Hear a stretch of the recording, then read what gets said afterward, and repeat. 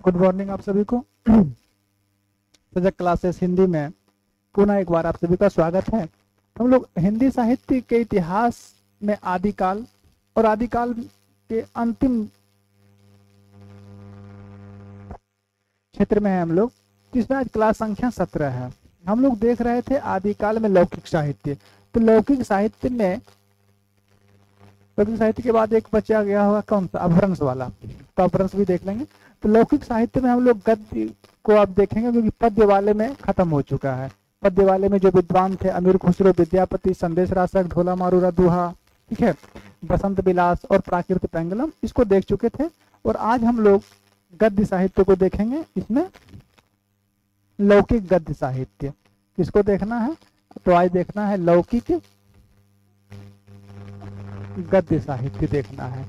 और लौकिक गद्य साहित्य में आज प्रयास करेंगे कि इसको खत्म ही कर दिया जाए। ज्यादा लंबी क्लास ये नहीं होगी गद्य साहित्य वाली। इसमें कुछ ज्यादा रचनाएं नहीं है, कुछ रचनाएं हैं, लेकिन जो भी हैं उसको विस्तार से देख लेंगे। तो ये और इसके बाद एक क्लास इसमें और होगी मेरे ख्याल से, जो आदिकालीन अपभ्रंश की जो रचनाएं हैं, जैसे स्वयंभू हैं, पुष्पदंत हैं, बररुचि हैं, ये सब जो रचनाकार हैं उनके बारे में देख लेंगे। तो आदिकाल समाप्त हो जाएगा। फिर हम लोग भक्ति काल की ओर प्रस्थान करेंगे। तो आदिकाल में आज हम लोग गद्य साहित्य को देखते हैं। और गद्य साहित्य में देखिए, आदिकाल में दो प्रकार की रचनाएं हुई थी, पद्य की अलग हुई और गद्य की अलग हुई। ठीक है, कुछ गद्य की जो रचनाएं हुई थी उनकी भाषा में क्या दिक्कत था, और उस भाषा की जो पृष्ठभूमि थी वो कैसी थी। भाषा अपभ्रंश से प्रभावित ही थी। राजस्थान ब्रज भाषा का भी प्रयोग था, खड़ी बोली का। लेकिन वो आदिकाल की जो भाषा गद्य की थी वो आधुनिक काल के समान नहीं थी, वो स्पष्ट भाषा नहीं थी। ठीक है, लेकिन कुछ विद्वानों का मानना है कि वो गद्य कृतियां थी, गद्य के रूप में लिखी गई। अब जैसे राउल बेल है, तो राउल बेल पुस्तक गद्य साहित्य की ही रचना है, जो एक चित्र ये शिलालेखांकित कृति है, शिलालेख पर लिखी गई, चंपू काव्य के रूप में लिखी गई। तो वो सभी रचनाओं में क्या है, उन सभी रचनाओं के रचनाकार कौन है, रचनाकाल क्या है, कथा वस्तु क्या है, विद्वानों का मत उसके बारे में क्या है, वो सभी चीजें आज हम इस क्लास में देख लेंगे। तो इसको शुरू करते हैं। और सबसे पहले देखते हैं आज लौकिक गद्य साहित्य में कुछ महत्वपूर्ण रचनाएं। तो लिखिए, आदिकालीन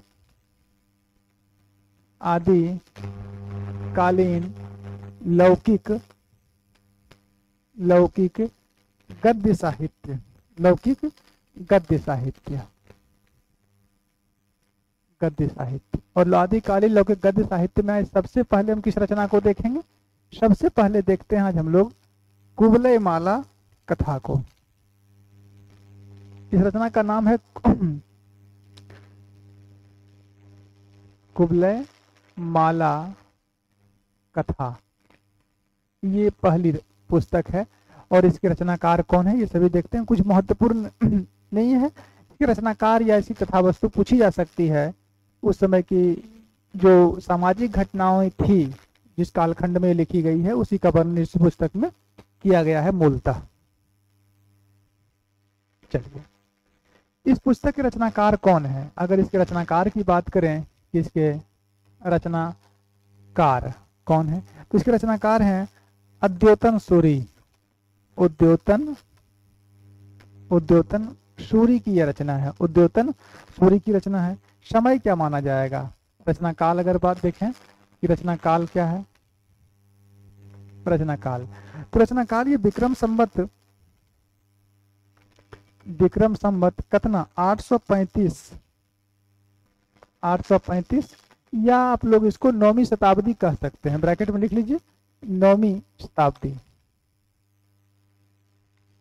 9वीं शताब्दी इसको मान सकते हैं। अगर विक्रम संवत 835 ना रहे तो अगर 9वीं शताब्दी ऑप्शन में रहे तो आप लोग 9वीं शताब्दी लगा सकते हैं, दोनों में कोई दिक्कत नहीं है। इसमें है क्या? इसके कुवलय माला कथा रचनाकार उद्योतन सूरी हैं। तो विक्रम संवत 835 के समय ये लिखी गई थी और लगभग 9वीं शताब्दी। इसमें है क्या?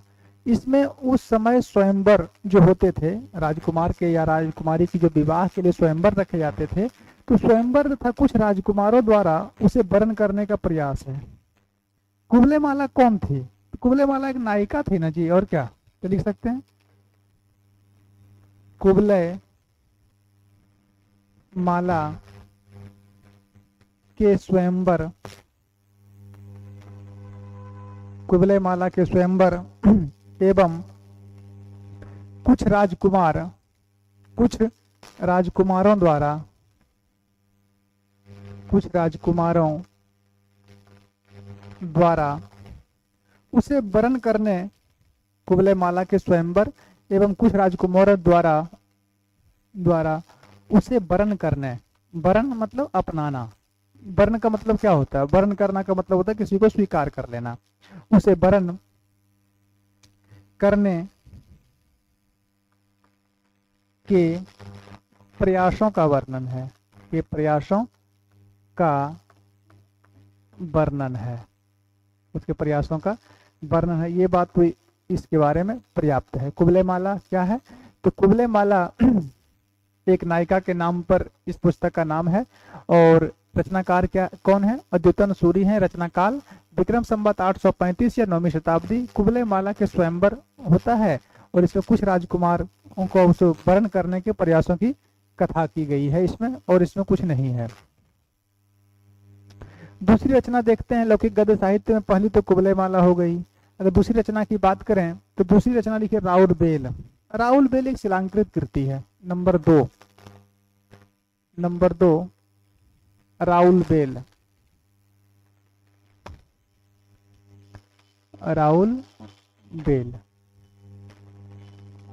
राउल बेल में क्या है थोड़ा सा देख लीजिए। राउल बेल का संस्कृत नाम क्या था? राजकुल बिलास। चलिए इसके बारे में थोड़ा सा देखते हैं। रचनाकार कौन है इसके? अगर इसके रचनाकार देखें कि राउल बेल के रचनाकार कौन है, रचनाकार है रोड़ा कवि। रचनाकाल रोड़ा कवि इसके रचनाकार हैं। समय क्या है, यानी रचनाकाल क्या है? तो समय 10वीं शताब्दी मानी जाती है। कब मानी जाएगी? 10वीं सदी। अच्छा, राउल बेल का संस्कृत नाम क्या है? संस्कृत नाम अगर ये पूछ दे कि संस्कृत नाम क्या है इस पुस्तक का, राउल बेल का संस्कृत नाम है, ठीक है, किसी कवि का नहीं। राउल बेल का संस्कृत नाम था राजकुल बिलास। राजकुल बिलास इसका संस्कृत नाम है, याद रखेंगे। संस्कृत नाम क्या हुआ राउल बेल का? राजकुल बिलास। ठीक है। यह गद्य और पद्य मिश्रित एक चंपू काव्य है। लिख सकते हैं यह गद्य व पद्य मिश्रित कैसी काव्य है? मिश्रित चंपू काव्य है। चंपू काव्य है। एक बात तो इसके बारे में ये हो गई, यह गद्य और पद्य जब दोनों मिल जाए, दोनों शैलियां मिल जाए तो वो क्या बन जाती है? चंपू काव्य बन जाती है। ऐसी शैली जिसमें गद्य भी हो और पद्य भी हो तो वो रचना क्या कहलाती है? चंपू काव्य। जैसे आपको बता देते हैं, मैथिली शरण गुप्त जी की एक रचना है ना यशोधरा, हाँ, जिसमें गौतम बुद्ध की जो पत्नी यशोधरा, उन्हीं के बारे में बातें कही गई है। अबला जीवन हाय तुम्हारी यही कहानी, आंखों में दूध है आंचल में है पानी। पढ़े है ना? सखी वो मुझसे कह कर जाते, ये सब पंक्तियां तो बताया गया है, आप लोग को बताए भी हैं। तो वो भी एक चंपू काव्य है क्योंकि उसमें गद्य भी है और पद्य भी है। तो यह गद्य पद्य मिश्रित कैसी रचना है? चंपू काव्य है। एक चीज और बता देते हैं, चंपू काव्य परंपरा की पहली पुस्तक राउल बेल है। ये भी लिख सकते हैं कि राउल बेल चंपू काव्य परंपरा की, चंपू काव्य परंपरा की प्रथम रचना है। कैसी रचना है? प्रथम रचना है। मतलब इससे पहले चंपू काव्य नहीं लिखे गए। अगर प्रश्न ये आ जाए कि राउल बेल किस प्रकार की रचना है, तो वो गद्य पद्य मिश्रित चंपू काव्य है। लेकिन राउल बेल से ही हिंदी में चंपू काव्य परंपरा का आरंभ होता है, अर्थात चंपू काव्य परंपरा की पहली पुस्तक राउल बेल है। स्पष्ट है? कैसी रचना है, ये कहाँ लिखी गई थी? तो यह एक शिलालेख प्रकृति है, मतलब शिलालेख। शिलालेख किसको बोलते हैं? जो चट्टानों पर लिखे जाते हैं। लिख सकते हैं, यह एक शिलालेख कृति है।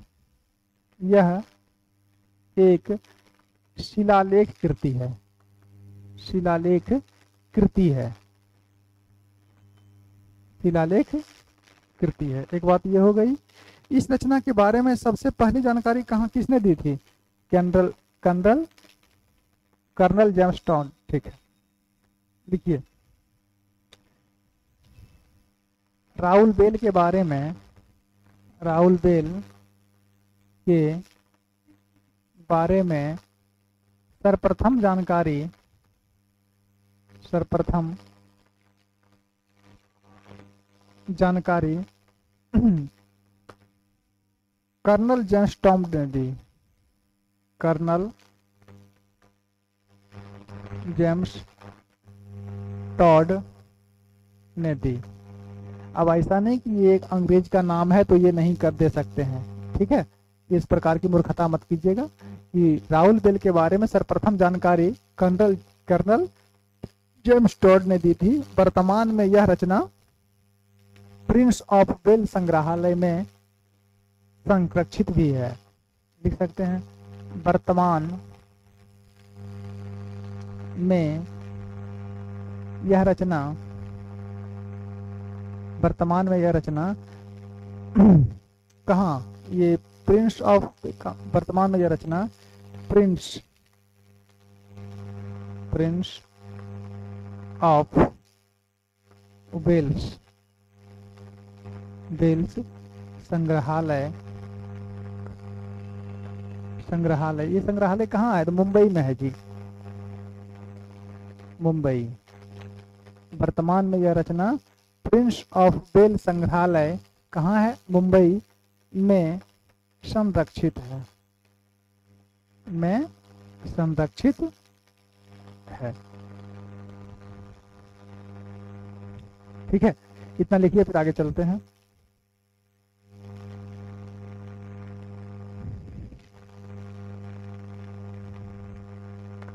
राउल बेल, इसका संस्कृत नाम है राजकुल विलास, रचनाकार रोड़कवि, समय 11वीं-10वीं शताब्दी। यह गद्य पद मिश्रित चंपू काव्य है। राउल बेल चंपू काव्य परंपरा, चंपू काव्य परंपरा की प्रथम रचना है। यह एक शिलालेख कृति है, मतलब चट्टान पर लिखी गई थी। राउल बेल के बारे में सर्वप्रथम जानकारी कर्नल जेम्स टॉड ने दी। वर्तमान में यह रचना प्रिंस ऑफ वेल संग्रहालय मुंबई में संरक्षित है। स्पष्ट है यहाँ तक? आगे बढ़िए। इसमें है क्या? इसमें कलचुरी राजवंश, कलचुरी राजवंश के किसी सामंत की 7 नायिकाओं का नक्शिक सौंदर्य मिलता है। ये महत्वपूर्ण बात हो गई। अगर इसकी कथावस्तु देखें, इसकी कथावस्तु क्या है तो समझ में आ जाएगी। इसकी कथावस्तु क्या है तो लिख सकते हैं, इसमें कलचुरी, इसमें कलचुरी राजवंश, इसमें कलचुरी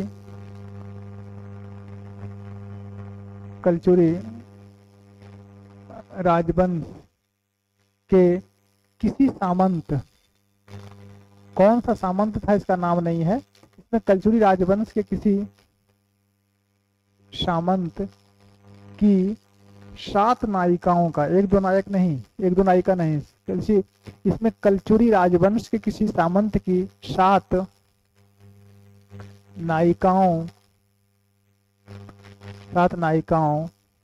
का नक्शिक सौंदर्य, नक्शिक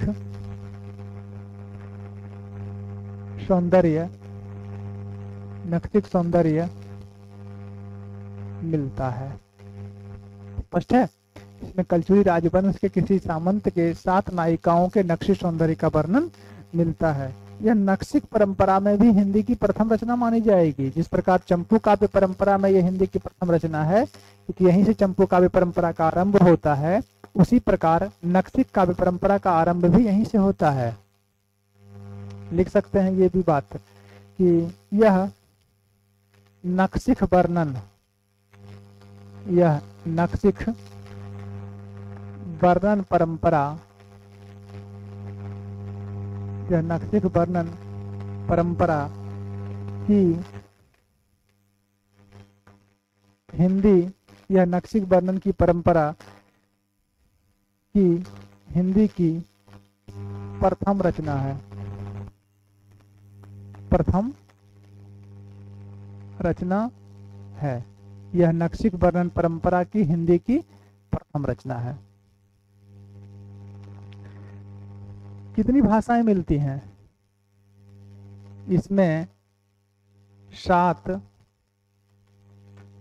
भाषाएं मिलती हैं। भाषाएं मिलती है, जिसमें राजस्थानी प्रमुख है ना। हाँ, जिसमें इसमें 7 भाषाएं मिलती है, जिसमें राजस्थानी प्रमुख है।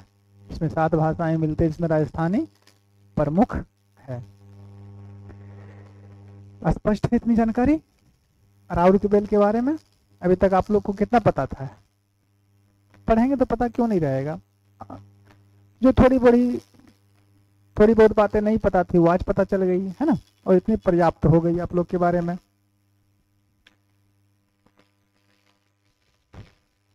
चलिए, तो 2 रचनाएं तो आज हम लोग इसमें गद्य साहित्य के अंतर्गत, लौकिक में गद्य साहित्य के अंतर्गत 2 देख लिए। कौन कौन देख लिए? एक देख लिए कुवलय माला,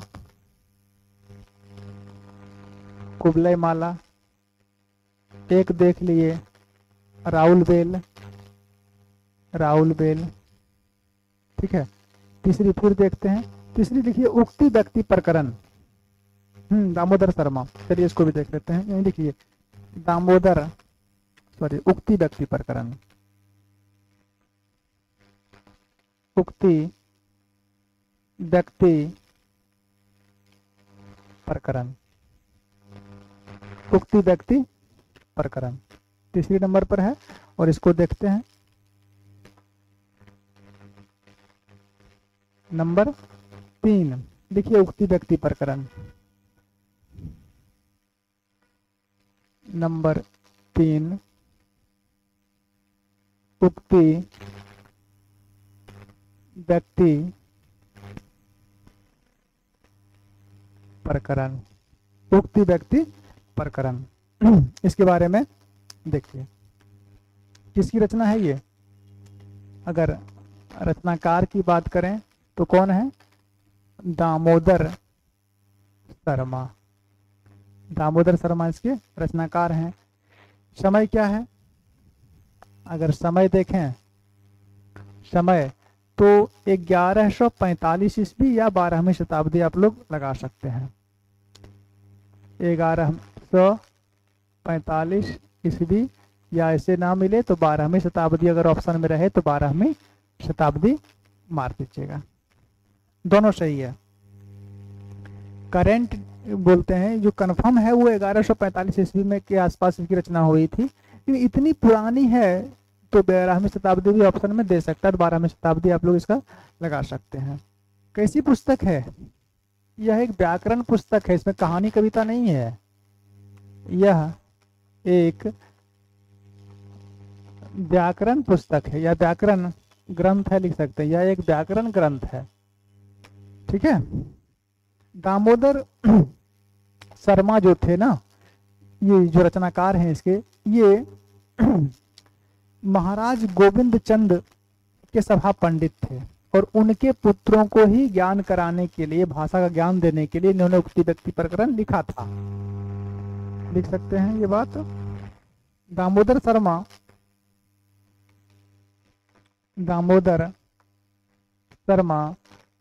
महाराज गोविंद चंद्र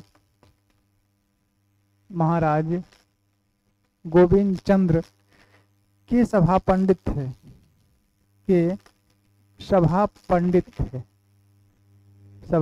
पंडित थे, और राजकुमारों को व्याकरण का ज्ञान देने के लिए यह पुस्तक लिखी गई थी। लिख सकते हैं।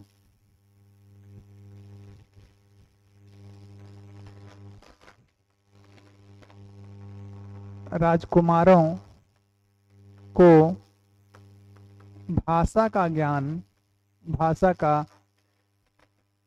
ज्ञान देने के लिए भाषा का ज्ञान कराने के लिए उपयुक्त होगा।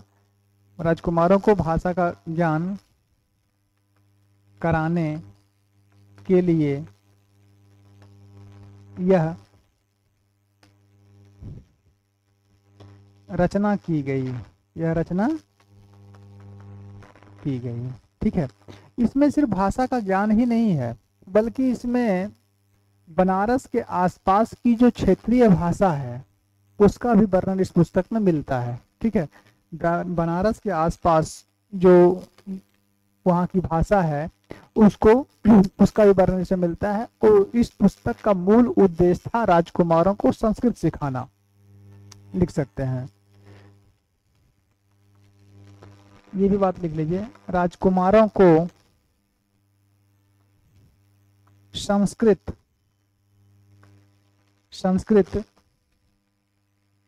तथा बनारस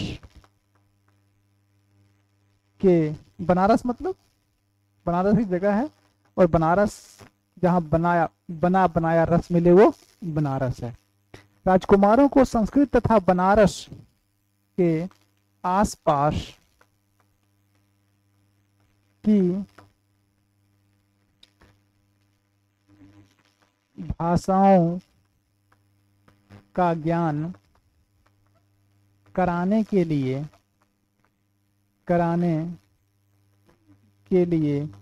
इसकी रचना की गई, के लिए इसकी रचना की गई।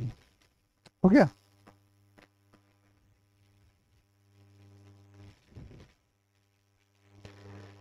लिखिए इतना, उक्ति व्यक्ति प्रकरण, फिर आगे चलते हैं।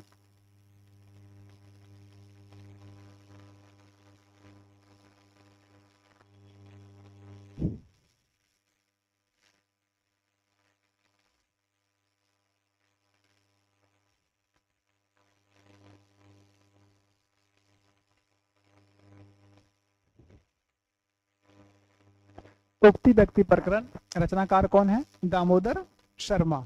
समय 1145 ईस्वी या 12वीं शताब्दी, आप लोग बता सकते हैं। यह कैसी पुस्तक है? यह एक व्याकरण ग्रंथ है। दामोदर शर्मा महाराज गोविंद चंद के सभा पंडित थे। राजकुमारों को भाषा का ज्ञान कराने के लिए यह रचना की गई थी। राजकुमारों को संस्कृत तथा बनारस के आसपास की भाषा का ज्ञान कराने के लिए इसकी रचना की गई। स्पष्ट है।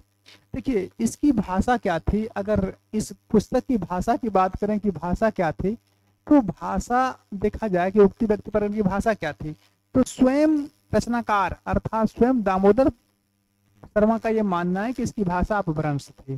भाषा कौन सी थी? इसकी भाषा अपभ्रंश थी। ये स्वयं कौन मानते हैं? स्वयं ये मानते हैं दामोदर शर्मा। इन्होंने स्वयं कहा है कि इसकी भाषा अपभ्रंश बताई है। सुनीति कुमार चटर्जी का मानना है कि इसकी भाषा कौशली है। कौशली अर्थात अवधि है। ठीक है, सुनीति कुमार चटर्जी का मानना है कि उक्ति व्यक्ति प्रकरण की भाषा क्या है? कौशली है। लेकिन स्वयं दामोदर शर्मा ने बताया है कि इसकी भाषा क्या है। इन्होंने स्वयं स्वीकार किया कि इसकी भाषा क्या है, तो वो अपभ्रंश है। तो 3 रचना तो हो गई। अगली और अंतिम रचना जो इस गद्य खंड की है वो है वर्ण रत्नाकर, है ना। 3 तो हो गई, 3 हो गई। एक और देख लेते हैं, वर्ण रत्नाकर ज्योतिश्वर ठाकुर। महत्वपूर्ण पुस्तक है, ये पूछी जा सकती है प्रश्न। तो ये 4 रचनाएं हम लोग देखेंगे और इसी के साथ लौकिक गद्य साहित्य भी समाप्त हो जाएगा। तो 3 तो देख लिए, कुमलय माला हो गया, राहुल बेल हो गया, उक्ति व्यक्ति प्रकरण हो गया, अब वर्ण रत्नाकर भी हो जाएगा। तो आइए वर्ण रत्नाकर पर, उक्ति व्यक्ति प्रकरण हो गया, तो अब हम लोग लिखते हैं नंबर 4 वर्ण रत्नाकर। नंबर 4 पर लिखिए वर्ण रत्नाकर। वर्ण रत्नाकर, वर्ण रत्नाकर किसकी रचना है? ज्योतिश्वर ठाकुर की है। अगर रचनाकार की बात करें, रचनाकार कौन है? रचनाकार है ज्योतिश्वर ठाकुर। रचनाकार कौन है? ज्योतिश्वर ठाकुर हैं। समय क्या है? अगर इस पुस्तक का समय देखा जाए, ये पुस्तक कब लिखी गई थी, तो ये पुस्तक 14वीं शताब्दी में लिखी गई थी। 14वीं शताब्दी में यह पुस्तक लिखी गई थी। ठीक है, कैसी पुस्तक है यह एक शब्दकोश है। ठीक है, एक तो व्याकरण मिल गई और यह कैसा है, यह एक शब्दकोश है अर्थात डिक्शनरी है। यह एक शब्दकोश है। कैसी रचना है, यह एक शब्दकोश है। समझ गए, अर्थात यह है कि डिक्शनरी है। भाषा क्या है इसकी, ये महत्वपूर्ण है। भाषा इसकी मैथिली है। ये अपभ्रंश या अवधि में नहीं लिखी गई है, बल्कि ये कैसी, इसकी भाषा क्या है, इसकी भाषा मैथिली है। ठीक है, इसमें मैथिली, इसे इस जो रचना है वर्ण रत्नाकर, इसे मैथिली भाषा का विश्वकोश भी कहा जाता है। लिख सकते हैं, वर्ण रत्नाकर को मैथिली भाषा का मैथिली भाषा का विश्वकोश को अंग्रेजी में बोलते हैं इनसाइक्लोपीडिया। वर्ण रत्नाकर को मैथिली भाषा का विश्वकोश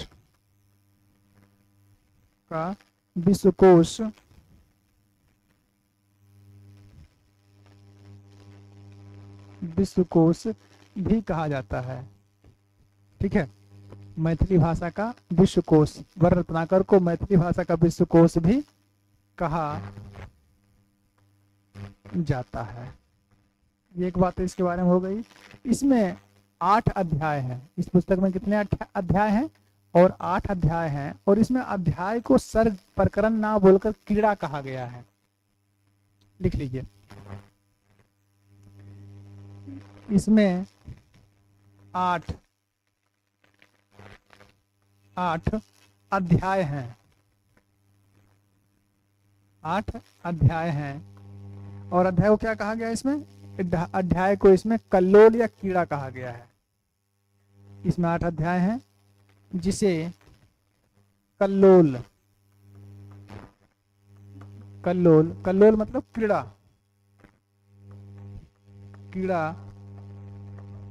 कहा गया है। कल्लोल या कीड़ा कहा गया है। अब ये 8 अध्याय कौन है लिखना है, ये पर्याप्त है। इसमें 8 अध्याय कौन कौन से हैं, इसका नाम लिखना है तो लिख सकते हैं।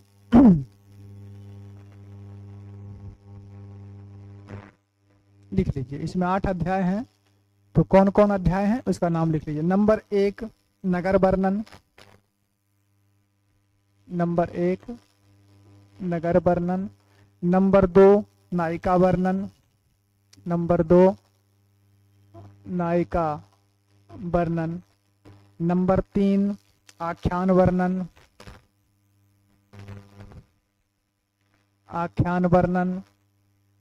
नंबर 4 ऋतु वर्णन,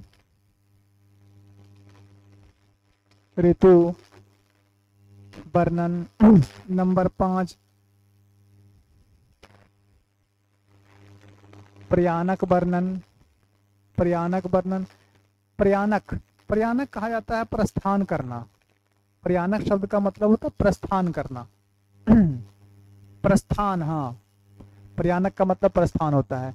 नंबर 1 नगर वर्णन, नंबर 2 नायिका वर्णन, नंबर 3 आख्यान वर्णन, नंबर 4 ऋतु वर्णन, नंबर 5 प्रयाण वर्णन, नंबर 6 था भट्टादि वर्णन,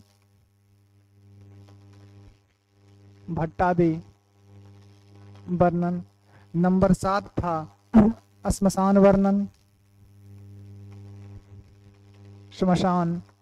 वर्णन, और अंतिम जो वर्णन था वो था अपूर्ण है। अध्याय तो 8 है, लेकिन ये अपूर्ण है, और इसका नाम क्या रखा गया ये भी नहीं पता है किसी को। ठीक है, किसी पुस्तक में ये 8वां अध्याय है, 8 अध्याय है, तो 8वां अध्याय अपूर्ण रह गया। तो अपूर्ण है तो इसका नामकरण क्या किया गया था, ये भी जानकारी किसी इतिहास पुस्तक में नहीं दी गई है। चलिए, 84 सिद्धों की जानकारी भी वर्ण रत्नाकर में मिलती है। सिद्ध साहित्य जब पढ़ा रहे थे तो उस समय बताए भी थे, परंतु ये बात लिख लीजिए, इस रचना में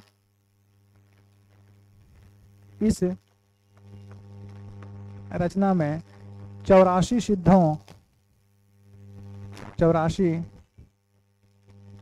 सिद्धों की 84 सिद्धों की जानकारी भी मिलती है। 84 सिद्धों की जानकारी भी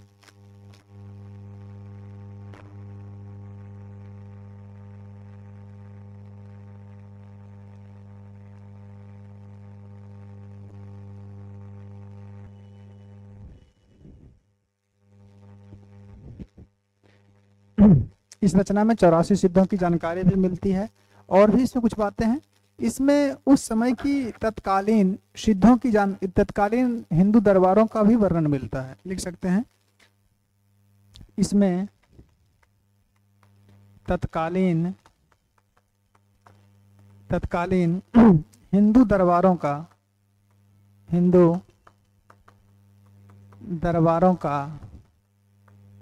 वर्णन भी है या मिलता है। ठीक है, पर्याप्त है इसके बारे में जानकारी।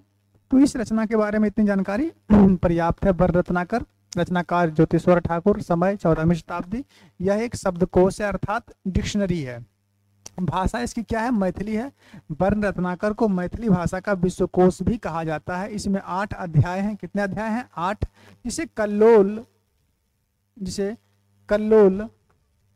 कल्लोल या कीड़ा भी कहा गया है।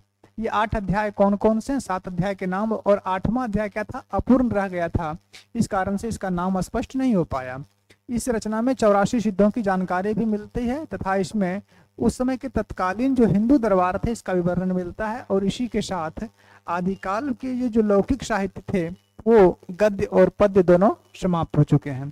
अब आदिकाल में अगर कुछ बच गया है तो वो अब वंश के रचनाकार बच गए हैं। जैसे स्वयंभू थे, हेमचंद्र थे, पुष्पदंत थे, धनपाल हैं, ठीक है, मेरुतंग हैं, योगिंदु हैं। ये सब रचनाकार बच गए हैं जो एक क्लास में समाप्त हो जाएंगे। अर्थात अब आदिकाल की अंतिम क्लास होगी और अंतिम क्लास में ये आदिकाल समाप्त हो जाएगा और आदिकाल के बाद हम लोग अगले कालखंड पर चलेंगे। ठीक है, अब आदिकाल में मात्र एक क्लास बची हुई है जो अपभ्रंश के रचनाकारों के ऊपर है। और उस रचनाकार के बाद अपभ्रंश की कोई क्लास, सॉरी, आदिकाल की क्लास नहीं होगी, क्योंकि कंप्लीट हो गई। आदिकाल के बाद हम लोग भक्ति काल की ओर चलेंगे। ठीक है, और इधर व्याकरण की जो क्लास थी, व्याकरण की क्लास में आप लोग को पर्यायवाची शब्द तक करा दिया गया था और अनेक शब्दों के लिए एक शब्द की क्लास हो रही थी। तो शायद एक क्लास अनेक शब्दों के लिए हुई थी और आज देखते हैं फिर। तो आज के लिए इतना ही। और आज हम लोग आदिकाल में लौकिक साहित्य के अंतर्गत जो हम लोग देख रहे थे गद्य, तो गद्य में आज हम लोग ये 4 रचनाएं देखे और गद्य साहित्य भी समाप्त हुआ। पद्य साहित्य तो पहले हो चुका है। तो यानी कि ये 17 क्लास आदिकाल पर हुई है। एक अंतिम क्लास होगी 18वीं और आदिकाल समाप्त हो जाएगा। तो आज के लिए इतना ही। धन्यवाद।